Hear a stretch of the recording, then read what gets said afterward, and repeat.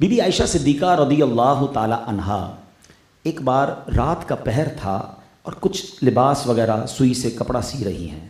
آج کل تو لائٹیں ہیں، اس زمانے میں تو چراغ ہوتے تھے، اور اب جو انٹیریئر کے ایریا ہوتے ہیں وہ نائٹ بھی بڑی ڈارک ہوتی ہے، رات بڑی اندھیری ہوتی ہے.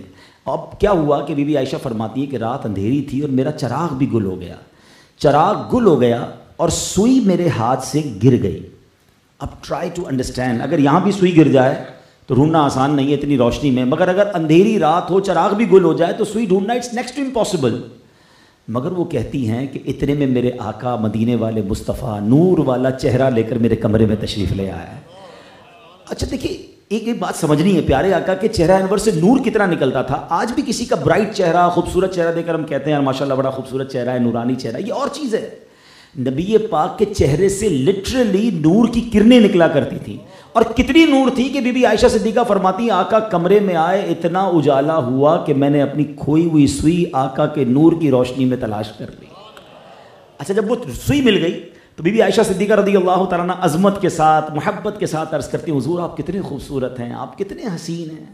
تو اللہ کے حبیب علیہ السلام فرماتے ہیں بد نصیب ہے وہ شخص، بخیل ہے وہ شخص جو قیامت کے دن میرا چہرہ نہیں دیکھ سکے گا. اچھا اب بی بی عائشہ صدیقہ شاکڈ ہو گئی کہ نبی پاک کا قیامت کے دن دیدار نہ ہونے کا مطلب سمجھتے ہیں. ہم سب نے تو شفاعت ہی پیارے آقا علیہ السلام سے لینی ہے، اگر ان کا ہی دیدار نہیں ہوا تو پھر بچا کیا ہمارے پاس. تو ڈائریکٹ بی بی عائشہ صدیقہ رضی اللہ تعالیٰ عنہ کا حضور کون ہے وہ بدبخت جو آپ کا چہرہ نہیں دیکھ سکے گا. تو سنیے اللہ کے حبیب علیہ السلام فرماتے ہیں وہ شخص، جس حدیث کا مضمون ہے، جس کے سامنے میرا ذکر ہو اور مجھ پر درود نہ پڑھے وہ قیامت کے دن میرا دیدار نہیں کر سکے گا. ایک طرف فرمایا جو میرا نام سن کر درود نہ پڑھے وہ میرا دیدار نہیں کر سکے گا، اور دوسری طرف ایک اور پیاری حدیث یہ ہے کہ نبی پاک فرماتے ہیں جس کا مضمون ہے بے شک بروز قیامت میرے سب سے زیادہ نزدیک وہ ہوگا جس نے دنیا میں مجھ پر سب سے زیادہ درود پڑھے ہوں گے. It means gate pass ہے if you want to be a close with رسول پاک علیہ السلام on the day of judgment.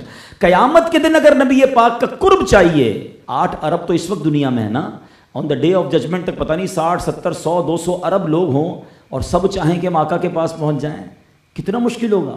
تو گیٹ پاس کس کے پاس ہوگا؟ آقا فرماتے ہیں جس نے جتنا زیادہ درود پڑھا ہوگا وہ اتنا میرے قریب آ جائے گا.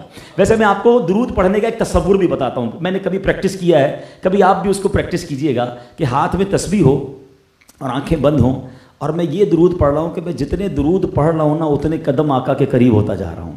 ہیں قیامت کا دن ہے، محشر کا دن ہے، میں جتنے درود پڑھ رہا ہوں اتنا نبی پاک کے قریب ہو رہا ہوں. یقین کریں آپ کا جی نہیں چاہے گا تسبیح رکھنے کو، آپ کہیں گے تھوڑا اور پڑھ لوں، تھوڑا اور قرب مصطفیٰ مل جائے، تھوڑا اور آقا کے قریب ہو جاؤں. تو please this is the month to be a punctual. یہ مہینہ ہے جس میں ہیبٹ اپنے بنانی ہے.